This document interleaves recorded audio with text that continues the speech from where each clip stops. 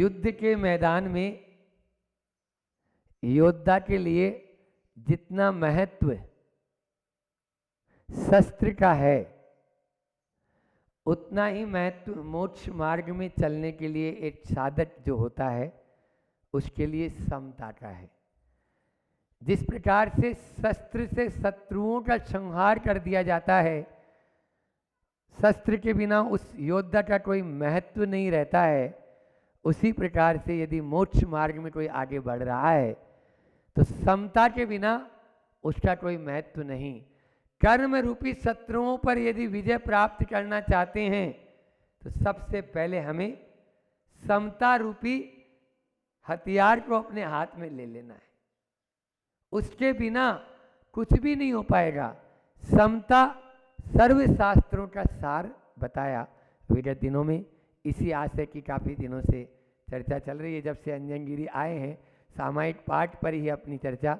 कल मैंने 4 बात में आपको बताई थी कि मन की मानना, मन को मनाना, मन को मोड़ना और मन को मारना, इन 4 के बिना हम अपने समता रूपी उस शस्त्र को अपने भीतर में हासिल नहीं कर सकते। तो क्या बताया था मैंने? मन की मानना। यहाँ पर बैठे हुए ज़्यादातर लोग मन की मानते तो संसार में घूमते रहो। मन की मत मानो, मन को मनाओ। समझ में आ रहा है? मन का काम मत करो। कल हाइकू बोला था आचार्य श्री जी का, मन का काम मत करो, मन से काम लो। मोक्ष, मोक्ष से ज्यादा दूर नहीं है, बस मन से काम लेना है। आज उसी प्रकार कल एक बात और रह गई थी कि समस्त विकारों से रहित हुए बिना स्वभाव को हम पा नहीं सकते। हमें विकारों से रहित होना पड़ेगा। इसलिए परमात्मा, कल शब्द आया था सामायिक पाठ का कि उनका नाम क्या? परमात्मा। हमें परमात्मा बनना है या नहीं बनना? बोलो विद्या प्रकाश जी, बनना है। उसी के लिए तो जब परमात्मा बनना है तो कल कहा था दर्शन ज्ञान स्वभावी जिसने सब विकार हो वमन किए, परम ध्यान गोचर परमात्म परम देव मम हृदय रहे। परम ध्यान गोचर परमात्म, वह परम ध्यान में लीन, परम ध्यान की जो गम्य है वही पकड़ सकते हैं उस परमात्मा को। वह मेरे हृदय में विराजमान रहे। लेकिन क्या करें, अपन पाठ तो करते हैं कि ज्ञाता दृष्टा रह जाऊं मद मत्सर मोह विनश जाए। कल मैंने ये बोला था कि अपने आत्म स्वभाव को पाना है तो ज्ञाता दृष्टा होना पड़ेगा। लेकिन हम क्या करते हैं, केवल ज्ञाता दृष्टा नहीं रहते। 3 शब्द हैं। पहला है परिचय, दूसरा है परिणय और तीसरा है परिणाम। परिचय, मैं तू। परिचय क्या? मैं और तू, ये परिचय है। स्व और पर, ये परिचय है। मैं और तू, ये क्या हुआ? परिचय। और जैसे ही परिणय होता है तो तू मैं और मैं तू, उसमें क्या होता है? परिणय संस्कार तो हुआ है पवन जी। हाँ, पानी के संस्कार हुआ ना, परिणय हुआ है। तो परिणय में क्या होता है? तू मैं और मैं तू, मेरा दिल तेरा और तेरा दिल मेरा, यही बोलते हो ना आप लोग? हाँ, तो ये क्या हुआ? हाँ, परिणय। हाँ, थोड़ा सा महाराज जी बाद में कर लेना परिणय, या फिर अंदर कर लो तो सही रहेगा। परिणय है ना? पहला क्या हुआ? परिचय और दूसरा परिणय। मैं तू और तू मैं। और फिर उसके बाद में परिणाम क्या होता है?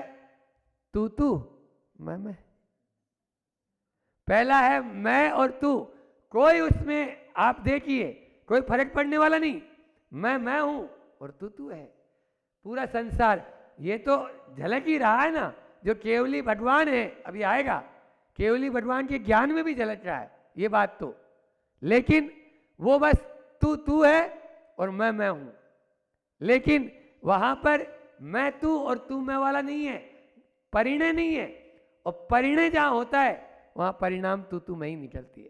तो तू मैं से बचना है तो हमें केवल परिचय तक रहना है, बस ज्ञाता दृष्टा रह जाऊं, मधमत्सर मोह विनश जाए।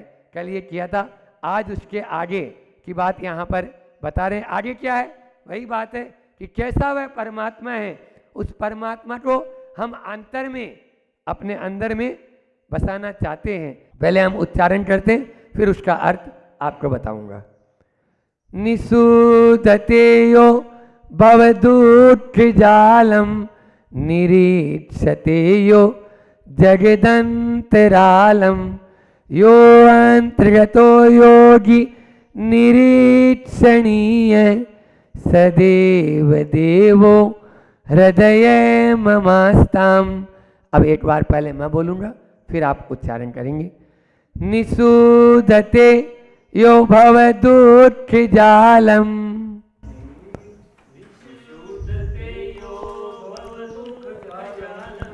निरीक्षते यो जगदंतरालम यो अंतर्गतो योगी निरीक्षणीय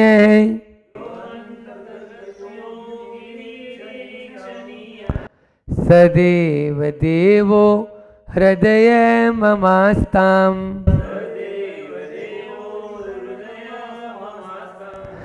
वह देव, देवों के भी देव मेरे हृदय में विराजमान हो।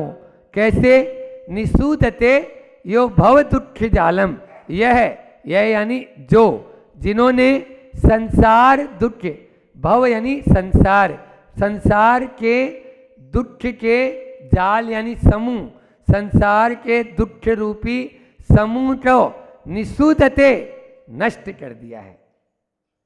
वे भगवान मेरे हृदय में विराजमान हो। कैसे भगवान?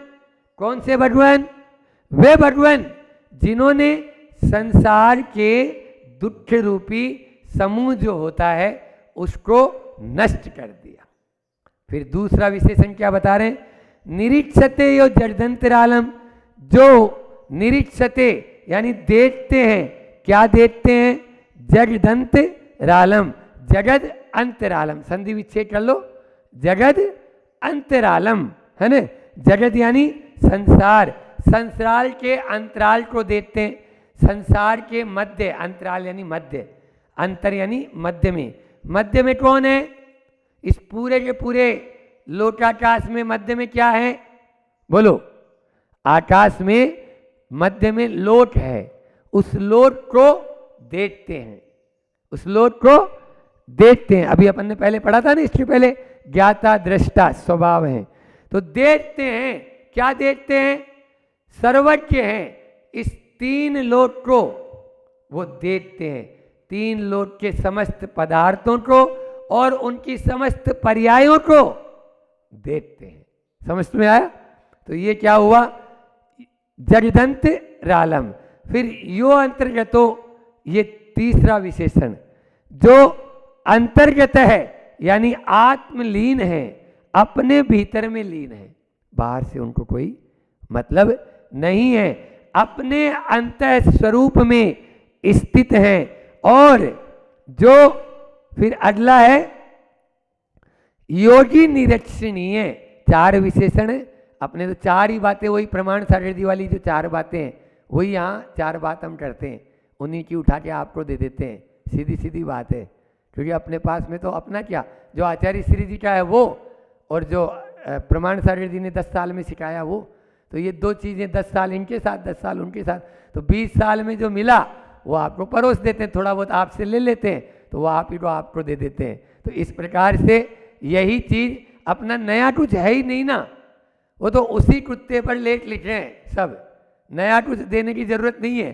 तो पुराने पे ही चलना है और उसी को अपना ले, वही बहुत है। तो वहाँ पर भी ये चार बातें आचार्य अमित जति आचार्य से मिली अपन को। आचार्य अमित जति आचार्य भी वही चार बात दे रहे हैं। कौन कौन सी? सबसे पहली बात निसूदते भव दुख जालम, कि वे परमात्मा इस संसार रूपी दुख के जाल को नष्ट कर चुके हैं। दूसरी बात निरीक्षते और जड़दंत्रालम, जो निरीक्षते देखते हैं इस लोटाकाश को, यानी सर्वज्ञ हैं, सर्वज्ञ हैं मतलब वो समस्त लोक को देखते हैं। और फिर तीसरा अंतर्गत है, अपनी आत्मा में लीन है। और चौथा योगी निरीक्षणीय, योगियों के द्वारा ही वे जाने जा सकते हैं, अवलोकनीय है, हर कोई उनको नहीं जान सकता। योगी गम में कल भी आया था, आज भी जो ध्यान में लीन है उन्हीं के द्वारा वो पकड़ में आ सकते हैं। आप चाहो कि हमारे पकड़ में आ जाएं, तीन काल में पकड़ में नहीं आएंगे। ये चार विशेषण यहाँ पर हैं। तो इसमें आज मैं यहाँ पर जो पहला विशेषण है उस पर थोड़ा सा ज़्यादा जोर देकर अपनी बात को आगे बढ़ाता हूँ और उसी पर अपनी बात करूँगा कि आप सबसे पहले ये माने अपने आप को कि मैं दुखी हूँ, ये स्वीकार करो। संसार में सुख है क्या? बोलो, है? नहीं है ना? संसार में सुख कहीं भी नहीं है। सुखाभास जरूर है, आप भोजन करते हो, थोड़ी देर की तृप्ति होती है, फिर वापस उठना ही पड़ेगा। हाँ, इसलिए थोड़ी देर का सुख लगता है विषय भोगों में, लेकिन वो सुखाभास है। वो वहां पर कहा आरंभे तापकान प्राप्ता और वतृप्ति प्रतिपादकान अंते सुतुस्तजांत कामान कामम कामान कामम ते ते कह सेवते सुधी। उन भोगों को वह सुधी जन क्यों भोगेंगे जो आरंभ में तो थोड़े अच्छे से लगते हैं, लेकिन बाद में वो और ज़्यादा संताप देते हैं, और ज़्यादा कष्ट देते हैं, और अंत में तो और ज़्यादा और चाह तृष्णा को और बढ़ाने वाले हैं। ऐसे दुख की खान है ये संसार। सही लिखा है वैराग्य भावना में कि जो संसार विशेष सुख होता तीर्थंकर क्यों त्यागे। बोलो, संसार में यदि सुख होता थोड़ा भी तो वो क्यों त्यागते? क्या उनमें दिमाग नहीं था? क्या दिमाग तो था, लेकिन उनको मालूम है इस संसार में सुख मिलने वाला नहीं है। ये तो वैसा ही है जैसे रेत से तेल निकालने की हम कोशिश करें, ये तो वैसा ही है जैसे मिट्टी से तेल निकालने की कोशिश कर रहे हैं। ये तो यहाँ पर सुख नहीं। दूसरा होता है कि अपन 12 भावना में भी आप लोग पढ़ते हो ना कि दाम बिना निर्धन दुखी तृष्णावश धनवान कौन सुख संसार में सब जग देखो छान। छन्ना फट गए, छानते छानते कितने साल हो गए? बोलो, छानते छानते छन्ना ही फट गए। लेकिन आचार्य श्री जी कहते लेकिन फिर भी हम इस संसार में ही सुख मानते हैं, संसार में दुख नहीं मानते हैं। यही हमारी अज्ञानता है, यही हमारी अज्ञानता है। कल मूलाचार पढ़ रहे थे, वहां पर आया कि संसार में सबसे बड़ा दुख क्या? तो वहां पर एक कारिका थी, शरीरे सती जन्मादीनी दुखानी। जब तक शरीर है तब तक दुख है। और बोलो, और क्या चाहते हो? अरे हम ही नहीं, अरिहंत प्रभु भी अभी दुखी हैं। क्यों? अभी उनके भी 4 कर्म और शेष बचे हुए हैं। इसलिए जब तक शरीर तब तक दुख, लिख लो। इसलिए शरीर पर ज्यादा ध्यान मत दो। हम लोग 24 घंटे इसी को सजाने, इसी को संवारने और इसी में ही आसक्त होते हैं। यही हमारे दुखों का कारण है। इसलिए दुखों से बचना चाहते हो तो शरीर से अपना ध्यान हटाने। और उसके बाद हरिवंश पुराण का स्वाध्याय चलता है, कल उसमें भी दुख की चर्चा आई। वहां पर आया कि राग द्वेष और मोह दुख की खान है। ये लाइन है, राग द्वेष और मोह। यही वर्णी जी कहा करते थे कि छोड़ने को 3 चीज है मात्र, ओनली। जय कुमार जी, 3 चीज छोड़ने को। क्या? राग, द्वेष और मोह। और पाने को क्या है? 3 लोट। पाने को क्या है? 3 लोट। 3 चीज छोड़ दो, 3 लोट के अधिपति बन जाएंगे, 3 लोट पा जाएंगे। अभी आया था ना, यो जगद अंतरालम, जगद अंतराल को जो निरीक्षते देखते हैं। तो ऐसे, तो इसलिए अपन को इन 3 को छोड़ना है, राग द्वेष और मोह। कब छोड़ेंगे? तो प्रवचन सार की कारिका बता देते हैं। पहली कारिका चारित्र अधिकार की मंडलाचरणी है कि परिवज्जतु सामन्नम यदि दुख परिमोक्षम। क्या बोला वहां पर? परिवज्जतु सामन्नम यदि दुख परिमोक्षम, यदि दुख से छुटकारा पाना चाहते हो, बहुत सरल कारिका है। तो परिवज्जतु सामन्नम, सामान्य को अंगीकार कर लो, बस सामान्य को अंगीकार कर लोगे, दुखों से छुटकारा मिल जाएगा। और ये राग द्वेष और मोह ये भी रफू चक्कर हो जाएंगे।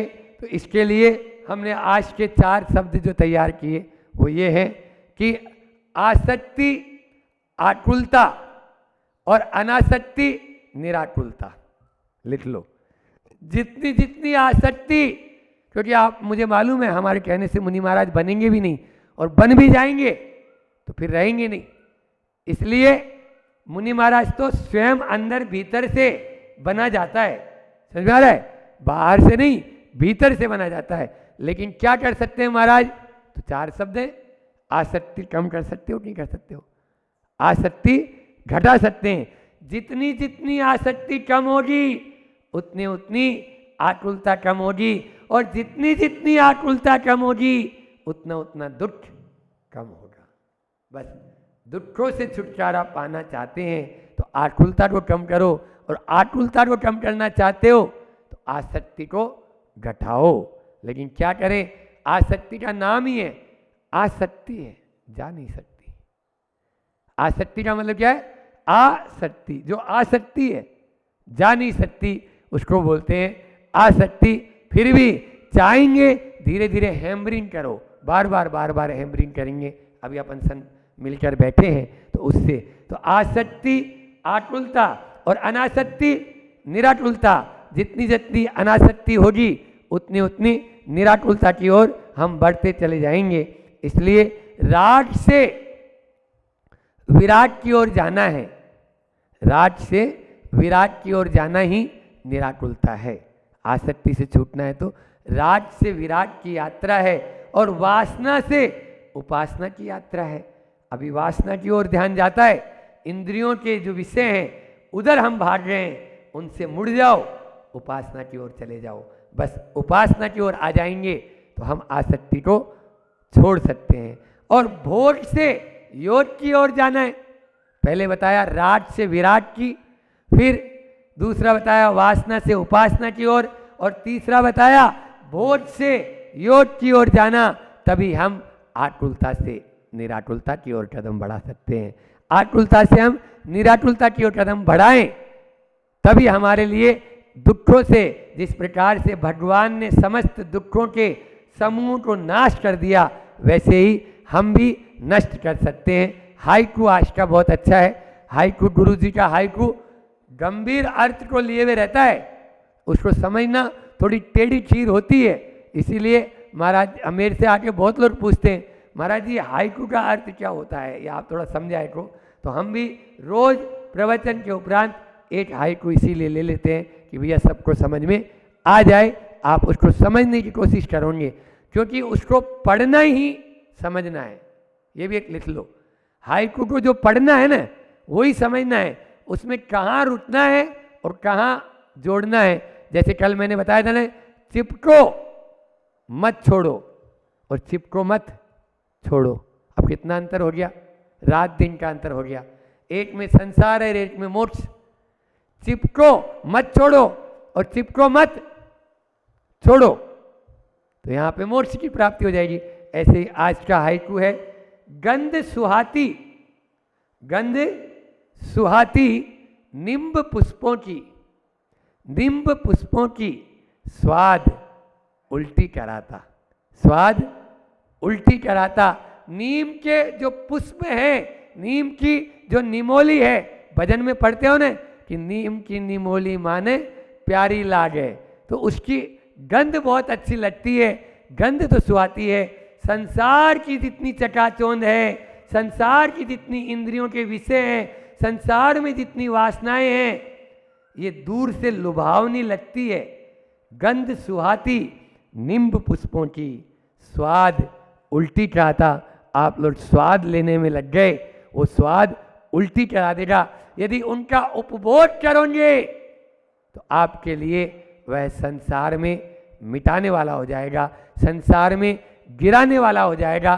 तो स्वाद मत लो, बाहर में जो दिख रहा है बस वही आपके लिए है। इसीलिए एक और हाइकु गुरु जी का है, दुखी जग को तज कैसे तो जाऊं मोक्ष सोचता। यह है अभी जो पूरा प्रवचन हुआ उसका सार है, पूरे प्रवचन का सार है। क्या है? दुखी जग को, ये संसार कैसा है? दुखी है पूरा संसार। जहाँ देखता हूँ मुझे जग की अजब तस्वीर देखी, एक हंसता है 10 रोते हैं। रोते हुए ही मिलेंगे, हंसता हुआ तो कम मिलेंगे। इसलिए दुखी जग को तज कैसे तो जाऊं मोक्ष, इस दुखी जग को तज कर कैसे तो जाऊं उपाय सोचता हूँ।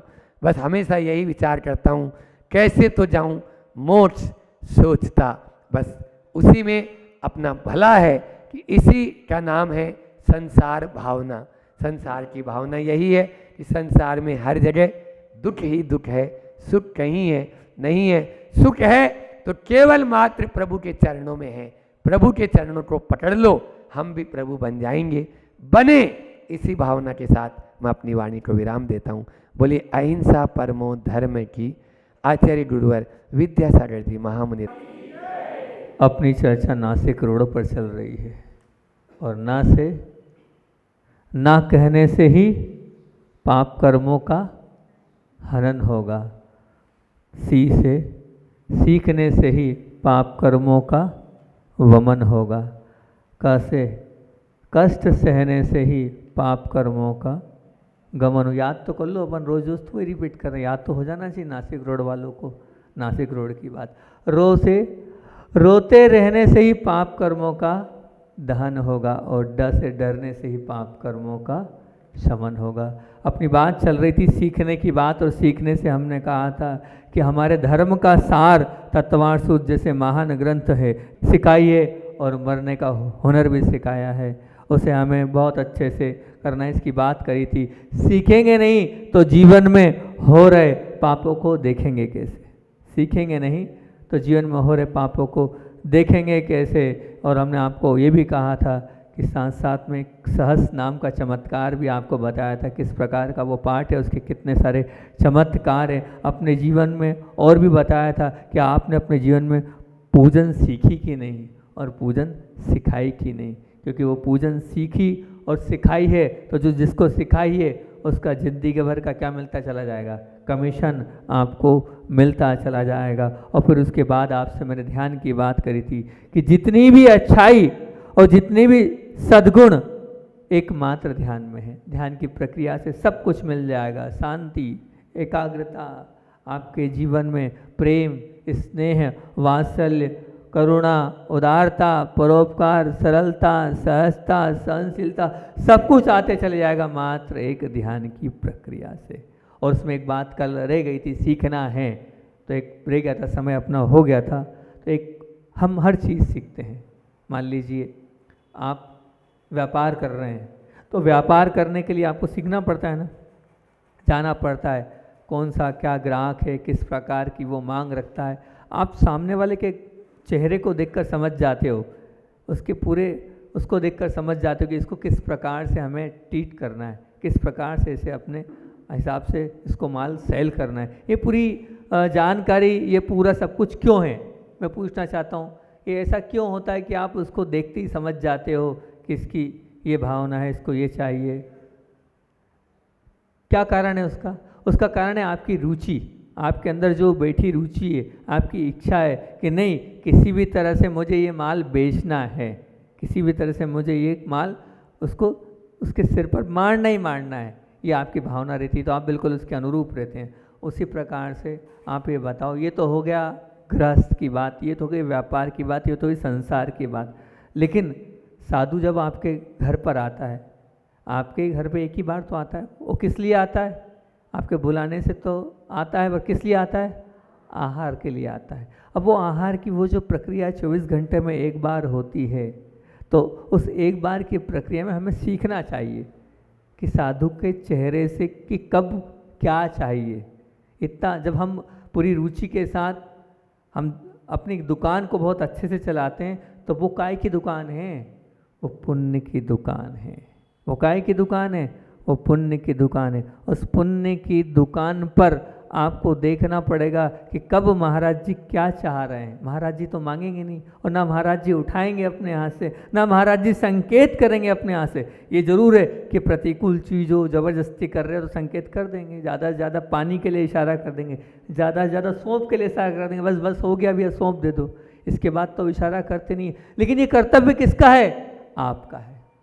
आपको सीखना चाहिए कि कब किसके बाद क्या देना है और क्या देने योग्य है, जिससे साधु का क्या 24 घंटे बहुत अच्छे से चले। ये आप क्यों नहीं सीख रहे हैं? आपकी रुचि नहीं है इसलिए नहीं सीख रहे हैं। दुनिया की सब चीज़ सीख रहे हैं आप, लेकिन ये चीज़ क्यों नहीं सीख रहे हैं जिससे पुण्य बढ़ता है। अब साधु कभी कभी तो आते हैं, क्या सीखे महाराज जी, सीखने का समय आता है साधु चले जाते हैं। लेकिन नहीं, हमें पूरी जागरूकता के साथ, पूरे अवेयरनेस के साथ और पूरी रुचि के साथ ये आहार दान की प्रक्रिया को भी समझना चाहिए, सीखना चाहिए, और किस प्रकार से आहार दान हो अच्छे से अच्छा करवाना चाहिए। इससे जो पुण्य इकट्ठा होता है, शतिशय पुण्य। उस दिन अक्षय तृतीया के दिन भी मैंने कहा था, क्या कहा था? अगर कोई बीमार है, कोई अस्वस्थ है, कोई शरीर से अस्वस्थ है, वो डॉक्टर साहब पास मत जाए, वो डॉक्टर साहब पास मत जाए।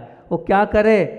वो यही है, चार अगर मान लो साधु है तो साधु को आहार दान कराएं। क्योंकि क्या आहार दान इसलिए बोला था, मैंने उस दिन भी कहा था कि साता वेदनी कर्म का, साता वेदनी कर्म के आश्रय का कारण क्या है? भूत वृत्त अनुकंपा दान। मतलब क्या?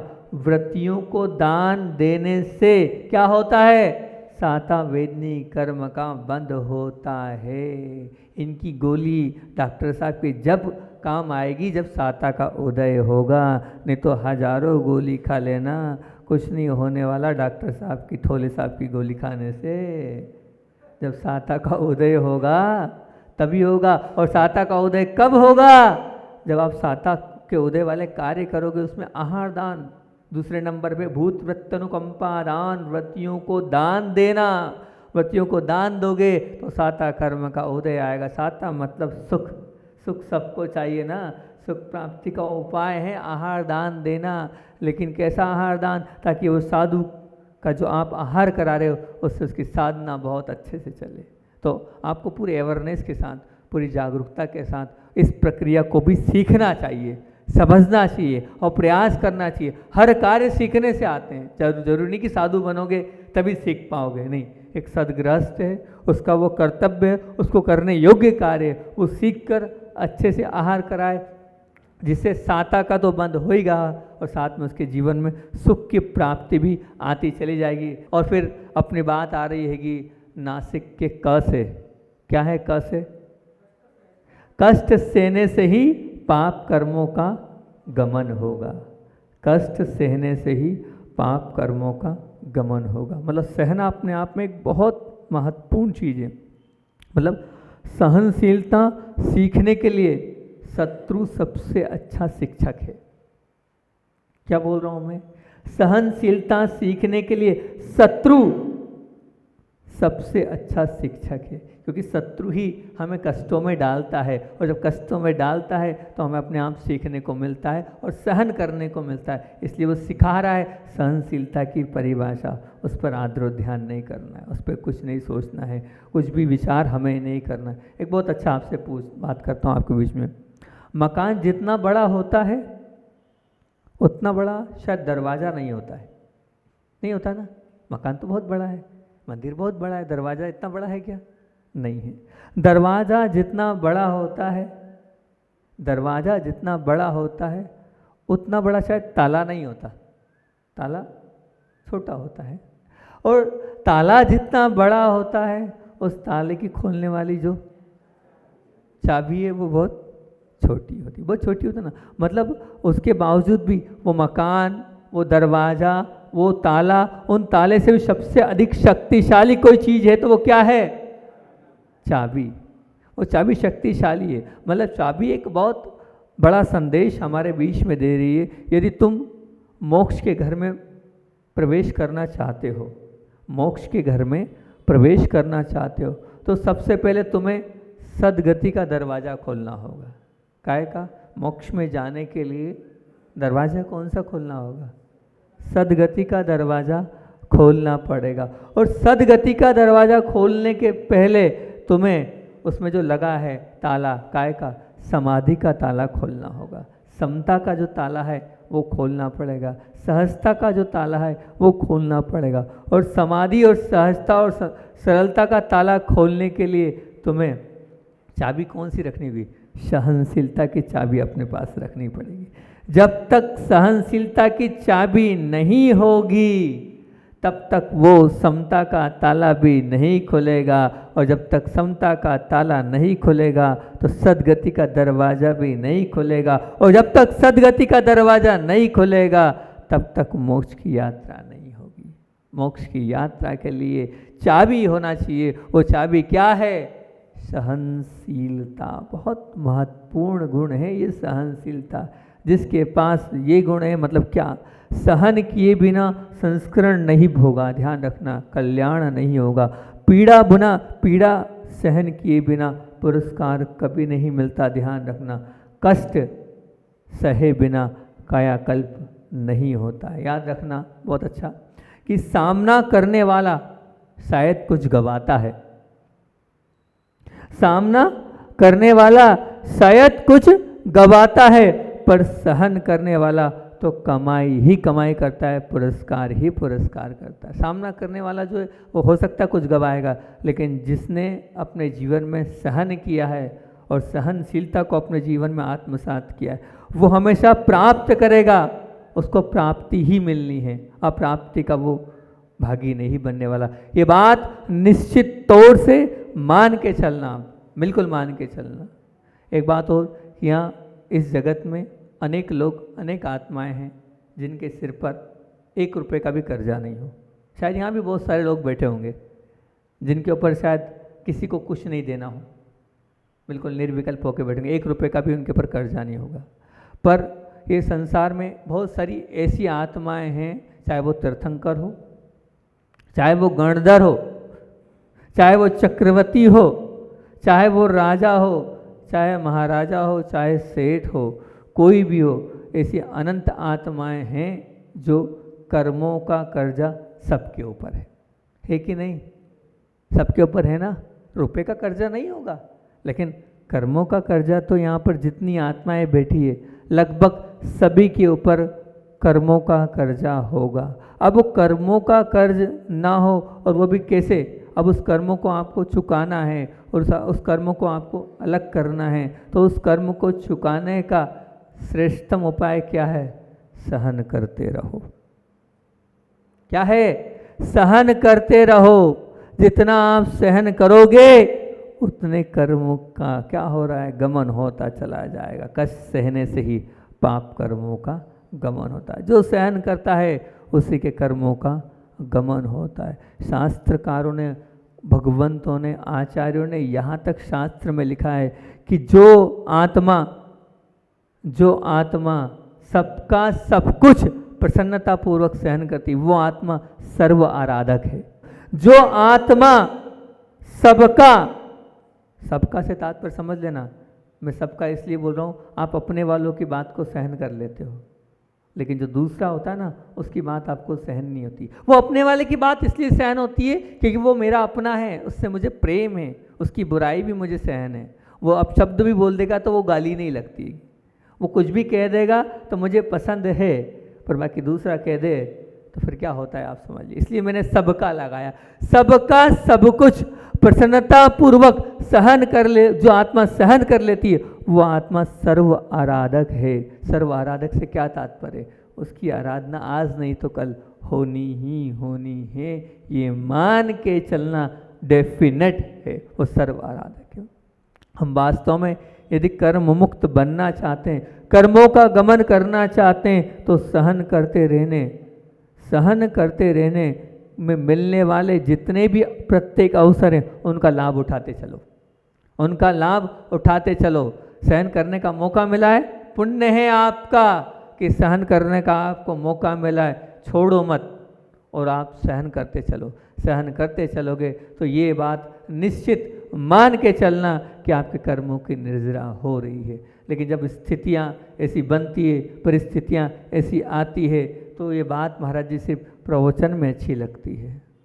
जब स्थिति परिस्थिति आती है तो हम सहन नहीं कर पाते हैं और फिर हम उसकी प्रतिक्रिया नकारात्मक दे देते हैं, सकारात्मक नहीं देते। कल बहुत अच्छा पॉइंट आया था कर्म कैसे करें में, कि उसमें आया था कि स्थितियाँ आती है, उन स्थितियों को आते समय कैसा बोले जल्दी से उसका क्या नहीं करना है, हमें जल्दी से हमें प्रतिक्रिया नहीं करना है। कोई भी चीज़ आई एकदम प्रतिक्रिया नहीं करना।